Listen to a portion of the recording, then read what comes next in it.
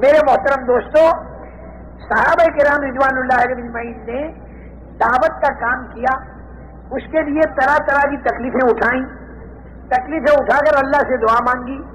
اللہ تعالیٰ نے وہ دن دکھایا کہ 10,000 کے مجمع کو لے کر رسول کریم صلی اللہ علیہ وسلم مکہ مکرمہ کی طرف روانہ ہوئے، کیونکہ صلح حدیبیہ کا جو معاہدہ تھا وہ مکے کے مشرکین نے توڑ دیا۔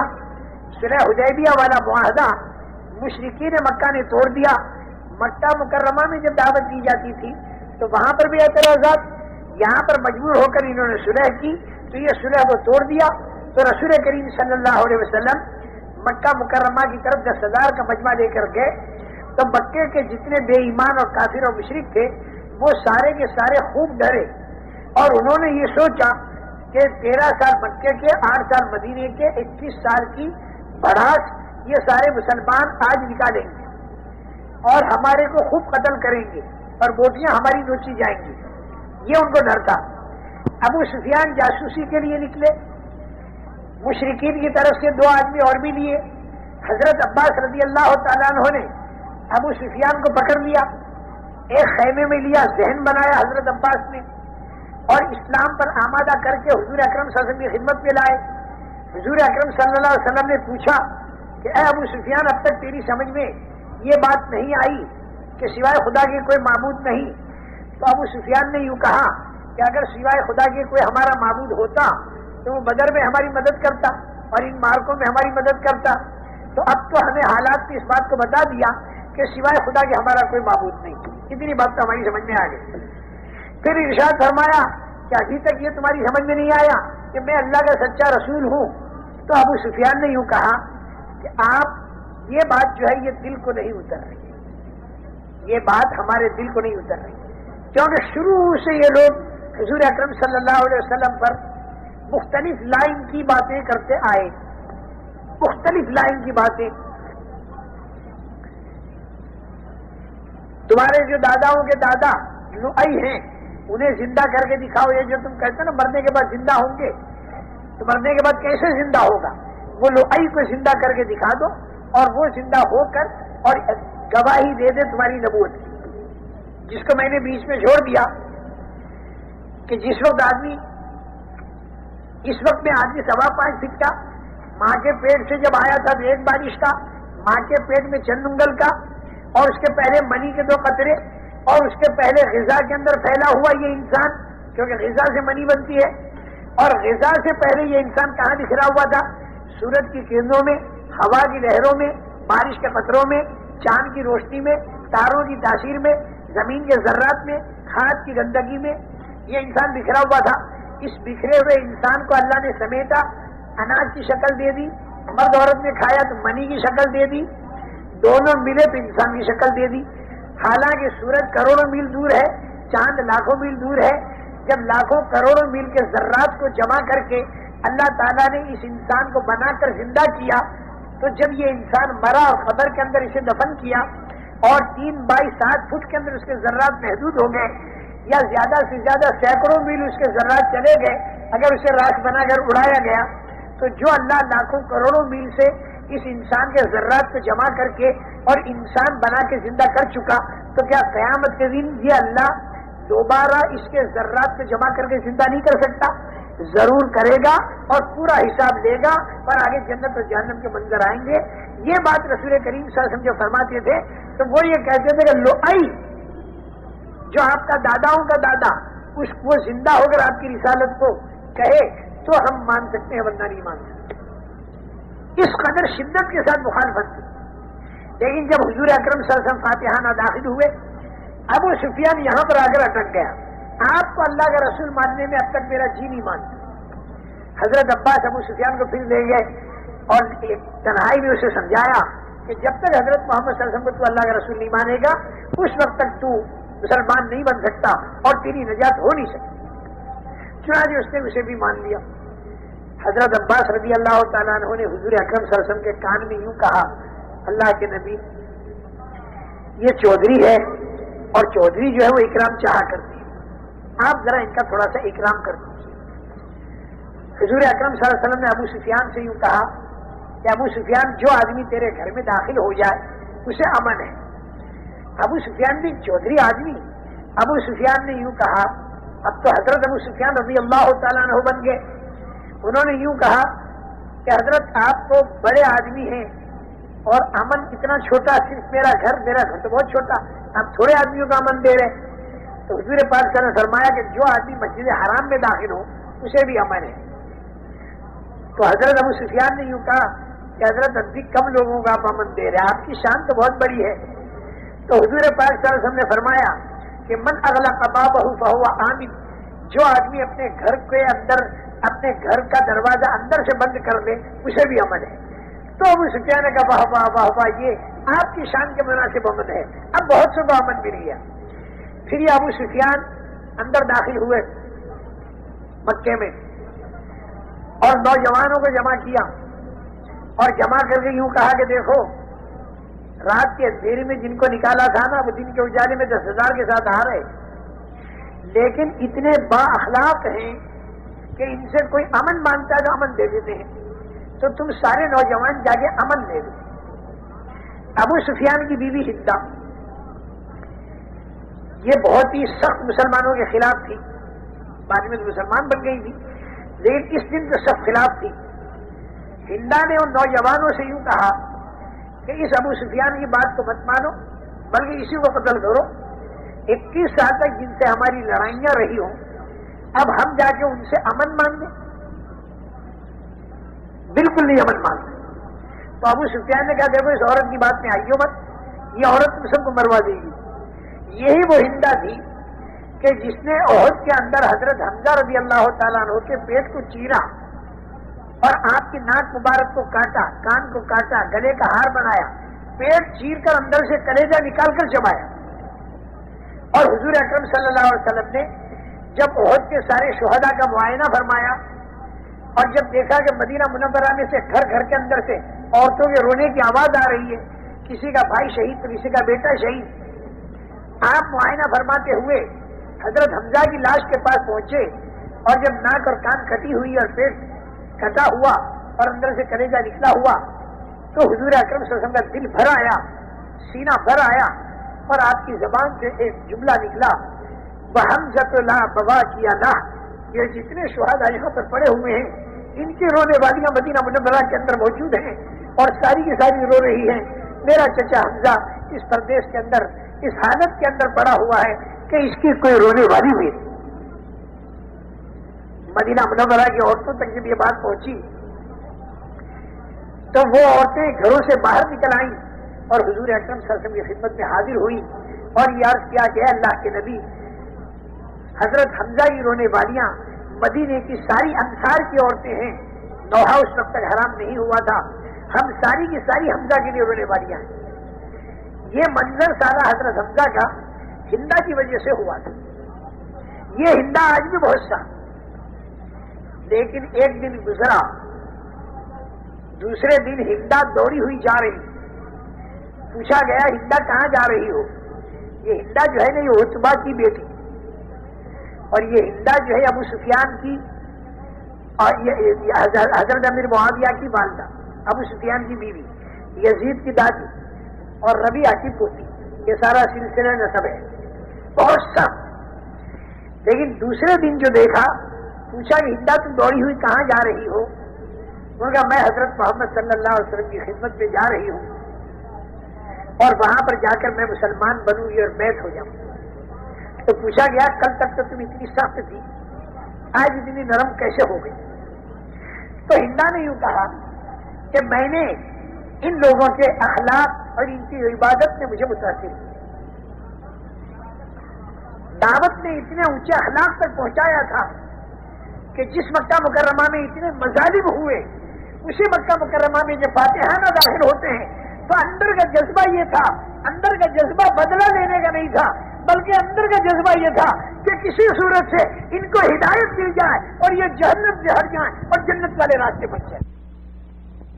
حضرت خالد کے کانوں پر پڑی ہے تو اس کے بعد میں حضرت خالد کا بھی دل پسیجا اور مدینہ منورہ پہنچے ہیں, جا کے مسلمان بنے ہیں اور سارے مدینے والوں نے ان کا استقبال کیا ہے. حالانکہ گھر گھر کے اندر کوہرام مچا ہوا تھا اور گھر گھر کے اندر नौहा घर घर के अंदर रोना मचा हुआ था। उन लोगों के दिलों में बदला लेना था ही नहीं, उनके दिलों में ये था कि किसी सूरत से हिदायत ये दिल में उतर जाए और ये मरने के बाद अज़ाब कब्र के अंदर मुब्तला न हो और ये जहन्नम में न जाए। हिंदा ने यूं कहा कि मेरा जहन तो ये था कि खूब गाने होंगे क्योंकि मक्का फतेह हुआ है, बाजे बजाए जाएंगे, ढोल बजाए जाएंगे और मर्दों को कत्ल किया जाएगा और मक्का मुकर्रमा की गलियों के अंदर खून के अंदर लाशें तड़प रही होंगी और बच्चे की औरतों की इसमें दरियां हो रही होंगी। आज तो मक्के में ये सब कुछ होने वाला है क्योंकि ये मुसलमान 21 साल की भड़ास निकाले, क्योंकि जो मजालिम इन मुसलमानों पर किए गए हैं ये मुसलमान उसे भूल नहीं सकते, मजलूम भी नहीं भूल सकता और जालिम भी नहीं भूल सकता। हजरत सिद्दीक अकबर रज़ी अल्लाह तआला अन्हु का दर्जा सुप्रीम कोर्ट के जज का था, हरम में बैठकर वो फैसले चुकाया करते थे, लेकिन जब वो मुसलमान बने और दावत देने के लिए खड़े हुए तो हजरत सिद्दीक अकबर को जूते चेहरे के ऊपर मारे और सर के ऊपर मारे। सुप्रीम कोर्ट के जज को चेहरे के ऊपर जब जूते मारे जा रहे हों उस मकाम पर कि जिस मकाम पर बैठकर वो इंसाफ दिया करता, ये वो मक्का मुकर्रमा था कि जहां पर हुजूर अकरम सल्लल्लाहु अलैहि वसल्लम के चेहरे अंदर पर थूका करते थे और आपकी पीठ मुबारक पर मट्टी डाला करते थे। यही वो मक्का मुकर्रमा था कि जहां पर दो बेटियों में एक साथ में तलाक पड़ी। यही वो मक्का मुकर्रमा कि जिसके अंदर से हजरत ज़ैनब रज़ी अल्लाह तआला अन्हा जो हुजूर की बड़ी साहबजादी हालत हमल में जब मदीने की तरफ निकली है तो आपको बर्छा मारा गया और ऊँटनी के ऊपर से हजरत ज़ैनब गिर पड़ी। बर्छे की वजह से खून चालू हो गया और हमल के साकित होने का खून चालू हो गया और रास्ते में तड़प रही है। हुजूर अकरम सल्लल्लाहु अलैहि वसल्लम मदीना मुनव्वरा पहुंच चुके हैं और हजरत रुकैया जो है हबशे में है, हिजरत करके गई हुई है और हजरत फातिमा और हजरत उम्मे कुलसूम मदीने की तरफ जा रही है और हजरत ज़ैनब मक्के के करीब तड़प रही हैं। वहां पर कोई हॉस्पिटल भी नहीं है, कुछ भी नहीं और मक्का मुकर्रमा इन्हें वापस लाया गया और इसी जख्म की हालत में मदीना मुनव्वरा चंद दिनों के बाद में वो पहुंची और इसी जख्म की हालत में चंद थोड़ी मुद्दत के बाद में उनका इंतकाल हुआ और हुजूर अकरम सल्लल्लाहु अलैहि वसल्लम कब्र में तशरीफ ले गए दफन करने के लिए। आपके चेहरे के ऊपर गम था, जब दफन करके बाहर तशरीफ लाए आपके चेहरे पर खुशी थी। लोगों ने पूछा, इरशाद फरमाया, मुझे ये डर था कि कहीं मेरी बेटी ज़ैनब के ऊपर कब्र के अंदर अजाब न हो जाए। मैंने अपने अल्लाह से दुआ मांगी, मुझे ये मालूम हुआ, खबर मिली अल्लाह की तरफ से कि आपकी बेटी पर अजाब नहीं होगा। अजाब के डर से तो मेरे चेहरे पर गम था और जब मुझे मालूम हुआ कि अजाब नहीं होगा तो मेरे चेहरे पर खुशी आई। कितनी फिक्र की चीज है मरने के बाद वाली जिंदगी। तो हिंदा ये कह रही थी कि ये सारे मनाजिर हमारे सामने थे, इस बिना पर आज हमारी मोटियां नोची जाएंगी। लेकिन आधी रात तक मैं इंतजार करती रही, लेकिन जब मैंने दरवाजा खोला और जब मैं बाहर निकली तो पूरे मक्के में अंधेरा था। मैं हैरत में पड़ गई, या अल्लाह ये कैसी फतेह इन मुसलमानों की, कोई खुशी इनके दिलों में नहीं इस मक्के के फतेह होने की। चारों तरफ देखा 10,000 आदमी गए, कहाँ गए, चारों तरफ तलाश किया, नहीं मिले। तो फिर मैं हरम शरीफ के अंदर मस्जिद हराम के अंदर मैं गई तो मैंने देखा कि ये सारा का सारा 10,000 का मजमा हरम शरीफ के अंदर अल्लाह की इबादत में लगा हुआ है और अल्लाह के सामने दुआएं मांगने के अंदर लगा हुआ है और नमाजों के अंदर लगा हुआ है और ये हमारी कुरैश की हिदायत के लिए दुआ मांग रहा है। अरे हम तो इनको मौत के घाट उतारने के पीछे पड़े हुए थे और ये हमको जन्नत की तरफ पहुंचाने के पीछे पड़े। मेरा दिल पसीज गया। आज की रात की जितनी इबादत इस मस्जिद हराम में हुई इतनी इबादत मैंने कभी नहीं देखी, खुदा की इबादत होती। अब मैं हुजूर अकरम सल्लल्लाहु अलैहि वसल्लम की खिदमत में जा रही हूँ, वहां पर बैठकर बैठ हुई और बैठ होने के बाद हिंदा ने यूं कहा हुजूर अकरम सल्लल्लाहु अलैहि वसल्लम से कि कल यही वक्त था, मक्के के बाहर आपका 10,000 का मजमा वहां पर बैठा हुआ था, सबके खेमे लगे हुए थे और सबके बीच में आपका खेमा था और सारे खेमों में सबसे ज्यादा मबगूज और दुश्मन खेमा मुझे आपका दिखाई दे रहा था। और आज मैं देख रही हूँ इस मक्का मुकर्रमा के अंदर कि आपका खेमा बीच के अंदर है और सारे खेमों में आपका खेमा मेरे दिल में महबूब खेमा है। मेरी निगाह बदल गई और मेरा दिल बदल गया। मेरे मोहतरम दोस्तों, इस दावत ने इतने ऊंचे अखलाक तक पहुंचाया। दावत वाली जमीन हो, ईमानियात की जड़ हो और इसके साथ में इबादत का तना हो और इसके साथ में دین کا درخت ہو اور اخلاق کا پھل ہو اور اخلاص کا رس ہو تو پورے عالم کے اندر اللہ کا دین پھیل سکتا ہے. لیکن ابتدا دعوت سے ہوگی اور انتہا اخلاق اور اخلاص پر ہوگی. یہ ابتدا ہمیں اس انتہا تک پہنچا دے. حضور اکرم صلی اللہ علیہ وسلم 10,000 کے مجمع کو لے کر داخل ہوئے تو پہلے آپ بیت اللہ شریف کے اندر گئے. سارا مجمع باہر تھا اور کفار بھی باہر تھے. بہت دیر تک آپ نے خدا کی عبادت کی اور راز و نیاز کی جو باتیں کرنی تھی وہ کر لی. پھر آپ باہر تشریف لائے. سارے مشرکین سہمے ہوئے تھے. ایک اشارے پر ہمارے گلے کٹیں گے. آپ نے پوچھا بتاؤ میرے بارے میں تمہارا کیا خیال ہے. مشرکین نے کہا آپ کریم ہیں اور کریم سے کرم کی امید ہے. کریم سے کرم کی امید ہے. تو حضور اکرم صلی اللہ علیہ وسلم نے جواب دیا کہ کریم ابن کریم ابن کریم ابن کریم یوسف ابن یعقوب ابن اسحاق ابن ابراہیم. انہوں نے اپنے بھائیوں سے جو بات کہی تھی کہ لا تثریب علیکم اليوم، میری طرف سے تمہیں کوئی لعنت ملامت نہیں. ارے تم نے جو کچھ بھی میرے ساتھ کیا ہو میری طرف سے تمہیں کوئی لعنت ملامت نہیں. انتم الطلقاء، میں نے تم کو آزاد کر دیا. کسی کو 2 مہینہ، کسی کو 3 مہینہ، کسی کو 4 مہینے کیا امن دے دیا گیا. اس کے بعد میں پھر آپ تشریف لائے. حضرت عباس سے کہا ابو لہب کے 2 بیٹے کہاں گئے، میرے چچا جاد بھائی کہاں گئے. حضرت عباس نے کہا وہ بھاگ گئے ہوں گے. فرمایا نہیں انہیں لے آؤ. حضرت عباس ڈھونڈ کے لائے. ایک اتبا ایک معتب. کیونکہ اتبا تو کسی سفر میں گیا تھا، وہیں پر اس کو کسی جانور نے کھا لیا تھا. یہ اتبا اور معتب تو رہ گئے تھے. حضور اکرم صلی اللہ علیہ وسلم نے ان کو دعوت دی تو ان لوگوں میں دل پسید گئے. اس لیے کہ ماں نے کیا کیا تھا حمالۃ الحطب اور باپ نے کیا کیا تھا اور کتنا ستایا تھا. اور آج حضور اکرم صلی اللہ علیہ وسلم ہمیں جنت میں چلنے کی دعوت دے رہے ہیں. دونوں کے دونوں مسلمان بن گئے. ابو لہب کی بیٹی حضرت درہ رضی اللہ تعالیٰ عنہ مسلمان بنی اور یہ بھی دونوں مسلمان بنے. معتب بھی مسلمان بنے.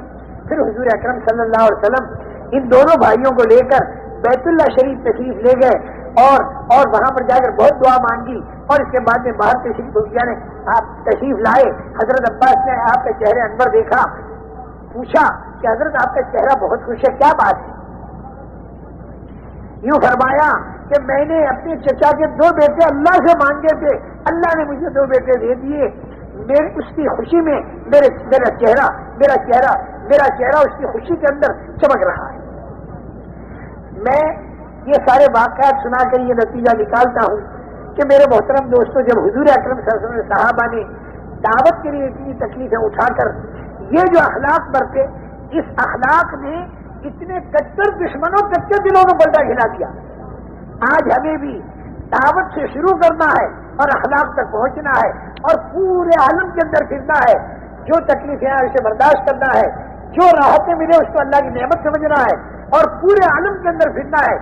یہ صرف 4 مہینے والی بات نہیں اور یہ 6 مہینے اور 8 مہینے والی بات نہیں اور یہ 1 1.5 سال والی بات نہیں، بلکہ ہم اس دنیا کے اندر آئے ہیں اللہ کے دین کی دعوت کا کام کرنے کے لیے. ہم کھانے اور کمانے کے لیے نہیں آئے. کھانا اور کمانا ہماری ضرورت کی چیز ہے، اس کو مختصر کر کے ہمیں بقدر ضرورت لگنا ہے اور اللہ کے دین کی دعوت اور اللہ کے دین کی محنت میں ہمیں اپنی پوری جان اور پورا مال لگا دینا ہے. جس کے ہاتھوں جتنے انسانوں کو ہدایت ملتی چلی جائے گی ان سب کو جتنی بڑی جنت ملے گی. جو سبب بنے گا اللہ تعالیٰ اس کو اتنی بڑی جنت دے گا. اللہ کے دین کا کام کرتے کرتے اگر جان دے دی تو جتنے آدمی دین پر آئے ہوں گے وہ جتنا دین کا کام کریں گے قبر کے اندر اس کا ثواب ملتا رہے گا. کوئی آدمی 1,00,000 نمازوں کا ثواب قبر کے اندر پڑا لے گا. جس قبر میں جا کر ایک مرتبہ سبحان اللہ کہنے کی بھی طاقت باقی نہیں رہے گی، اس قبر میں جا کر 1,00,000 فرض نمازوں کا ثواب آدمی لے سکتا ہے اگر اس کے ہاتھوں 20,000 کا مجمع اللہ کے دین پر لگ گیا. اس بنا پر آپ حضرات سے گزارش ہے کہ آج کی تاریخ میں آپ سارے کے سارے یہ طے کرو کہ تکلیفیں تو یوں بھی اٹھا رہے ہیں لیکن احکامات الہیہ کو توڑ کر اٹھا رہے ہیں. تو جس پر دنیا میں بے دینی پھیل رہی ہے اور مصیبتیں بڑھتی چلی جا رہی ہیں، کہیں زلزلے اور کہیں سیلاب اور کہیں طوفان. میرے محترم دوستوں، کئی سال ہو گئے اللہ پاک نے ایسی مدد فرمائی کہ سیلابوں سے حفاظت ہونے لگی. یہ خدا کی نعمتیں ہیں، اس نعمت کی قدر کرنی چاہیے، اس نعمت کو پورے عالم کے اندر پھیلانا چاہیے. اس نعمت کو لے کر ہم جب مراکش گئے تو ایک مراکشی نے میرا دامن پکڑا اور چیخے مار کے رویا اور یوں کہا کہ اے ایشیا کے مسلمانوں، تم قیامت کے دن خدا کو کیا جواب دو گے तुम लोगों का दामन होगा और हमारा हाथ होगा, और हम खुदा से शिकायत करेंगे कि 40 साल से इनके पास ये दीन का काम पहुंचा और ये इसके बाद हमारे पास आए, हमारे बाप और हमारे रिश्तेदार जो बेदीनी की हालत में मर गए, अरे कब्र में उनका क्या हो रहा होगा। इतने इस्तेहजार के साथ चीखे मार मार के वो रो रहा था। मेरे मोहतरम दोस्तों, आज लोग बगैर कलमे नमाज के मर के कब्रों के अंदर जा रहे हैं। अरे उनके मरने से पहले पहले पूरे आलम के अंदर ये मजमा फैल जाए और घरों पर, दरों पर, दुकानों पर, खेतों पर जा जाके खुशामदे कर करके इस दावत की फजा को कायम करे, ताकि लोग मरने से पहले पहले तौबा करके और ईमान वाली जिंदगी पर आ जाए।